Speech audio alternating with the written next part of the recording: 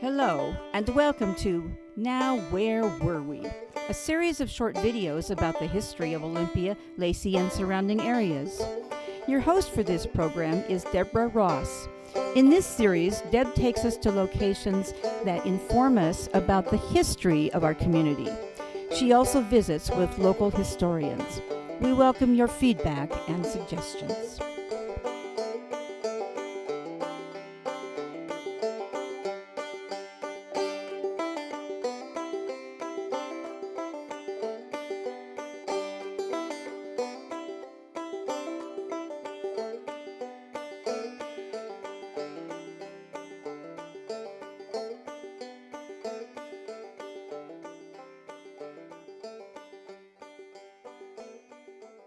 Hello and welcome to Now Where Were We? An ongoing series of short videos about the history of Olympia, Lacey, and surrounding areas.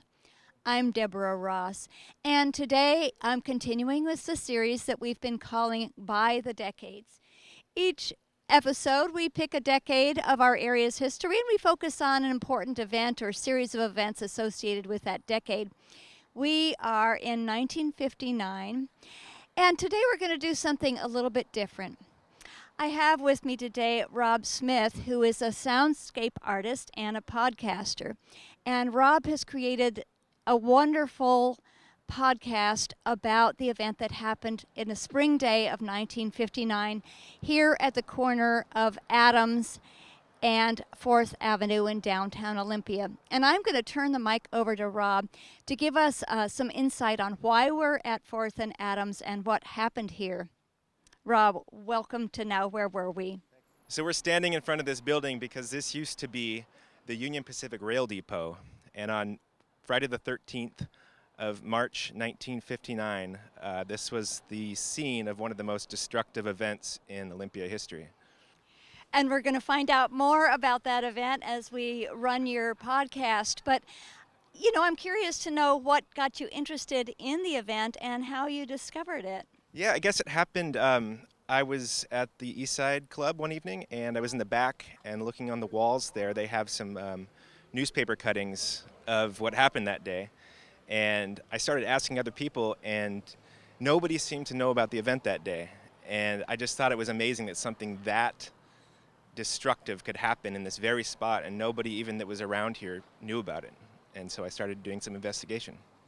The other thing I'm curious about that we're not going to find out in the podcast, so I'll take the opportunity to ask you now, is we're going to be hearing the voices of some witnesses to that event. And just give me a little bit of an overview of how you found those witnesses and what it was like to interview them. I went down to the state archives, and with the help of a lot of the great people down there, found some documents that included a list of everyone that was injured that day. And I started doing some public record searches on the younger people in that list, because this was 60 years ago.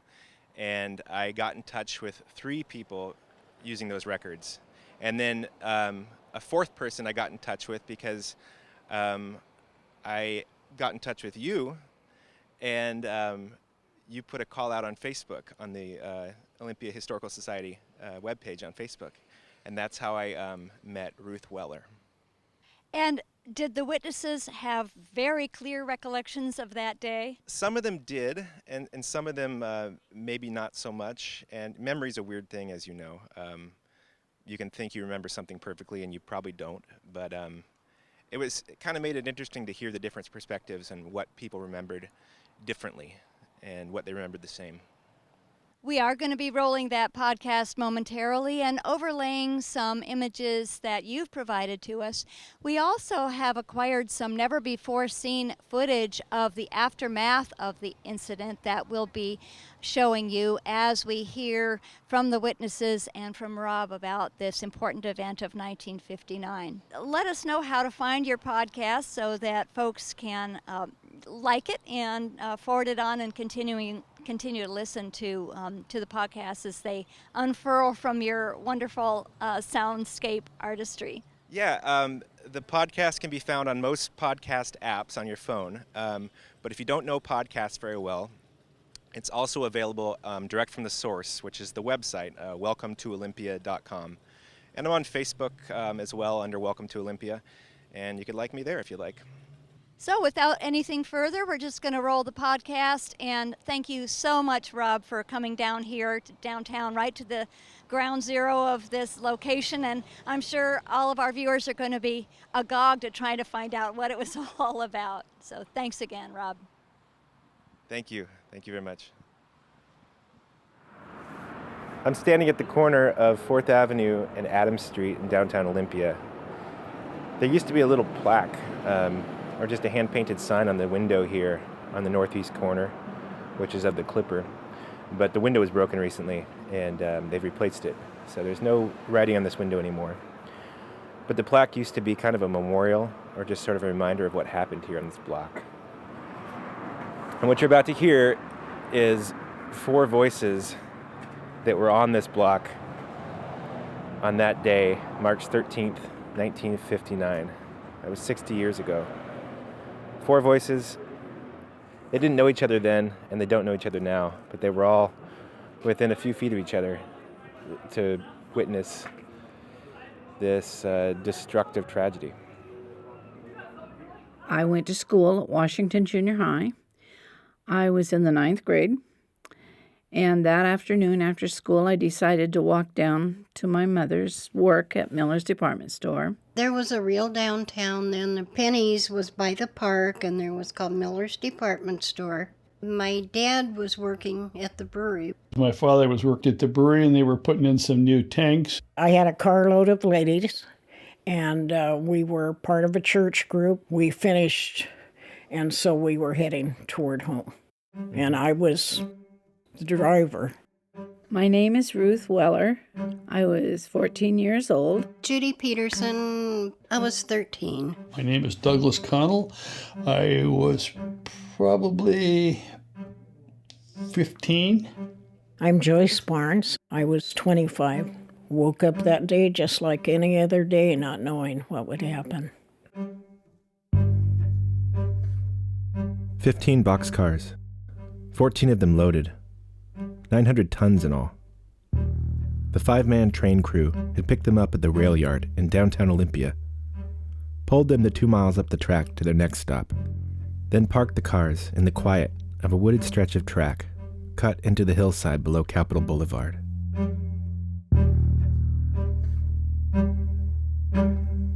They should have set the backup handbrakes. Someone should have stayed on that chain of cars. But around 5:30 on the afternoon of Friday the 13th, March 1959, they uncoupled the engine and left those 15 cars behind. The engine and its crew rumbled under the short tunnel at Custer Way and into the switchyard of the Olympia Brewery. They had more cars to pick up.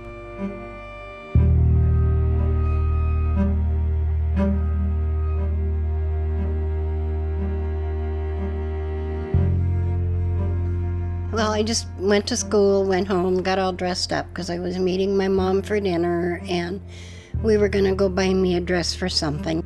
Mother had gotten off work at 5, and it took her a while to clock out, to get her stuff, come to the car. And she had come to the car, and we were heading home. And we ended up going up 4th. The track from the brewery to downtown is just a 1% grade.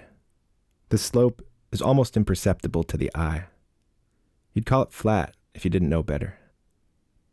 The 15 boxcars must have started out impossibly slow.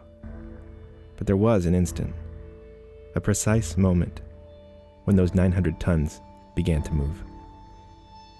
You wouldn't have seen it at first. The sound would give it away. An eerie high pitch, followed by a creak, then a lazy groan. Now you'd see it. 120 steel wheels, simultaneously giving in to gravity on a 1% grade. Olympia in 1959 was a small city, about 18,000 people. But it felt like the center of things.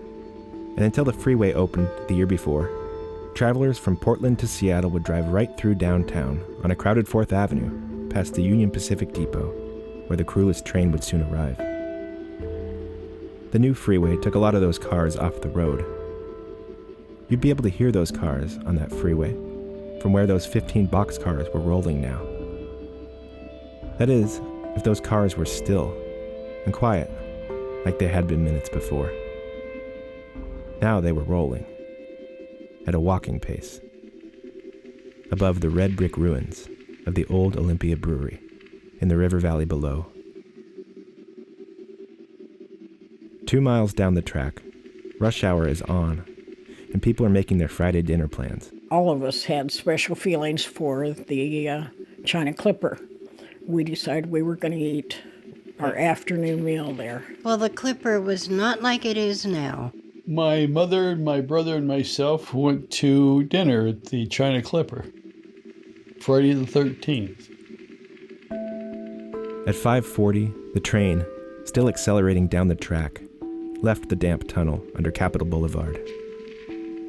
Doug's family and Joyce's group of ladies had already placed their order at the China Clipper. Judy and her mom were just getting settled there. So I met her down there, and we went over and to have dinner, and we had just started getting water and coffee. I was facing south. My brother and my mother were facing north. We were in at least the second, if not the third booth. If we would have been in the first booth, I probably wouldn't be here talking to you. We were in this very first booth right here, and I was facing that way.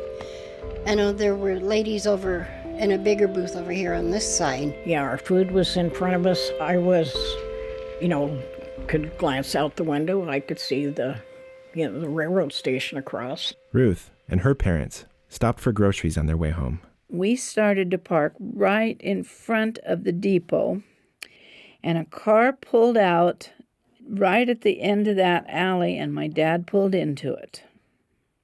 At 5:41, the runaway was up to 20 miles an hour as it passed under the new freeway. It had taken 6 minutes to travel the first mile. It would take less than 3 to travel the last. It's about half an hour to sunset. There was no crossing gate to lower at Union Avenue. No red lights flashed. Not even a whistle to warn drivers that a 900-ton battering ram was on its way. 25 or 30 miles an hour now, accelerating into the heart of downtown. My father went into the store, and my mother remembered something else she wanted, and she asked me to go in for it. And I was a very sassy little girl. And she said, "Oh, Ruth Ann." And she got out and went in. We don't know exactly when, but back up at the brewery, the train crew returned to the quiet spot in the woods where they left those cars. The official report spends just 2 sentences explaining that the crew saw that the train was missing and then returned to the depot. But I think we can read between the lines a little here. The 2-mile trip back must have been agonizing. Past the old brewery, back through the damp, dark tunnel, under the new freeway, around the corner towards Union. The crew trying to will the train into being around every corner, hoping that through some miraculous combination of switches down there in the yard, that 900-ton runaway would find a path to a safe, minimally destructive stop. But these guys knew better. Conductors, engineers, brakemen, they understood tonnage, and they understood grade. And they knew it was too late. At 5:44, the traffic light on 4th Avenue turned red. The rush hour drivers that it stopped had a front row seat. They faced the Union Pacific Rail Depot on 4th Avenue and Adams Street.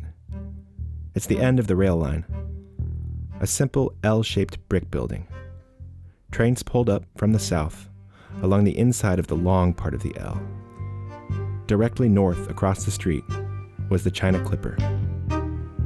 If the drivers stopped at Adams Street had a front row seat, Ruth, Doug, Judy, and Joyce were on stage. So I started to get out of the car. The meal had been delivered, and we had just started eating. We had just started getting water and coffee. For some reason, I looked up and And all of a sudden, Everything was in like slow motion. everything just went boom. bang, I tell you, the wall came across awful fast. The place just exploded. It felt just like somebody set off a bomb. Have you ever been in a car wreck? It was the darndest thing. It was like slow motion. It's just, I could see, debris flying. I couldn't believe it when we seen the freight cars. I mean, everything was falling in, the roofs and everything was falling in, and you could hear the jukebox. It was still going.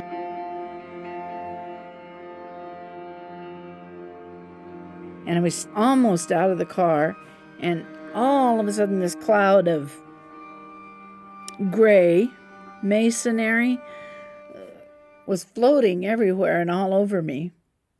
And I remember turning, and as I did, the people were coming out of the grocery store, and my mother said, "Ruth Ann, what have you done now?" The runaway boxcars had punched through the brick walls of the train depot. The pile-up of twisted metal was heaved across the street and lodged into half a city block of businesses. I do remember after the crash, it seemed like everything was silent. For just a few minutes, just like everybody was standing there, everybody anywhere around was just, had their mouth open and going, "Oh!" There were 4 of them that we could see, stacked on top of one another at various angles. I remember turning around and seeing the word union so big I couldn't imagine it.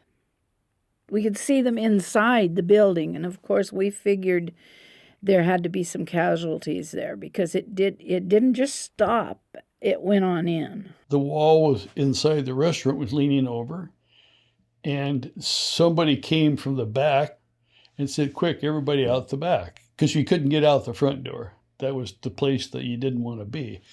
I remember laying there and I was buried under everything. The boxcars and the table and dust and glass, and I felt just really warm on my back, and I figured, oh my God, and I thought I was bleeding to death, and I didn't know where my mom was.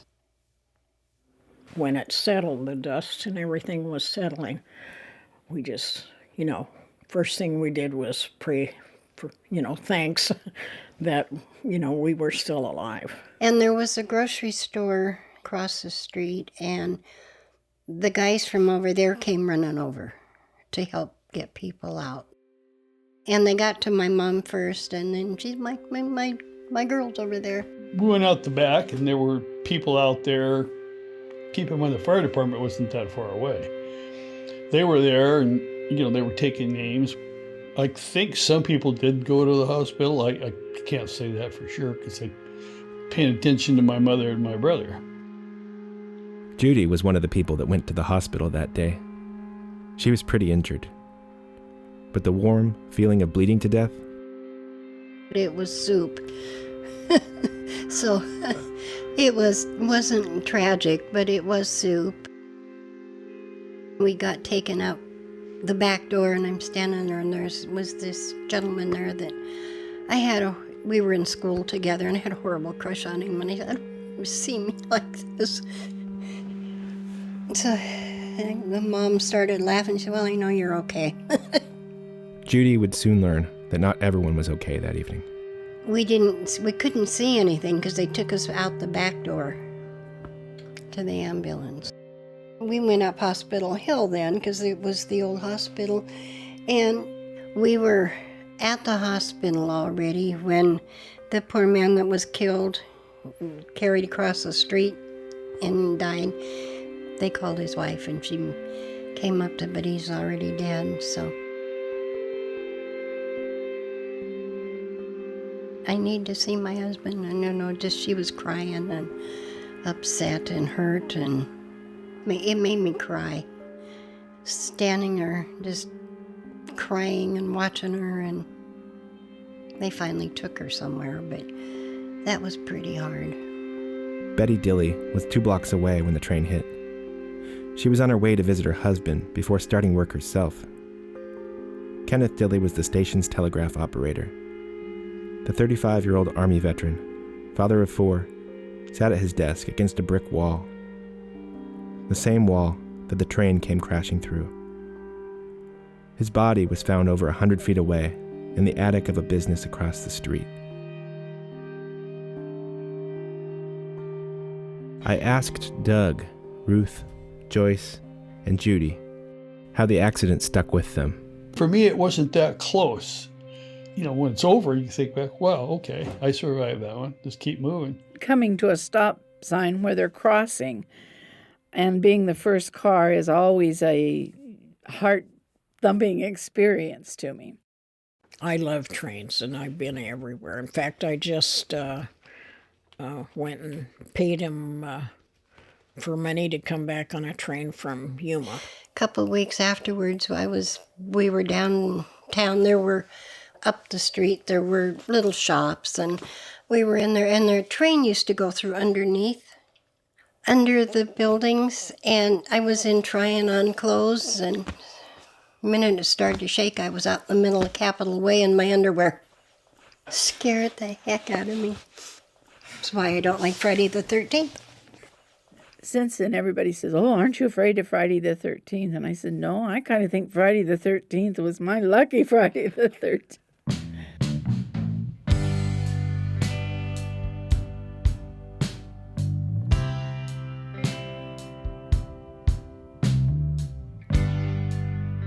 Thanks to Judy Peterson, Joyce Barnes, Douglas Connell, and Ruth Weller for sharing their stories with a total stranger.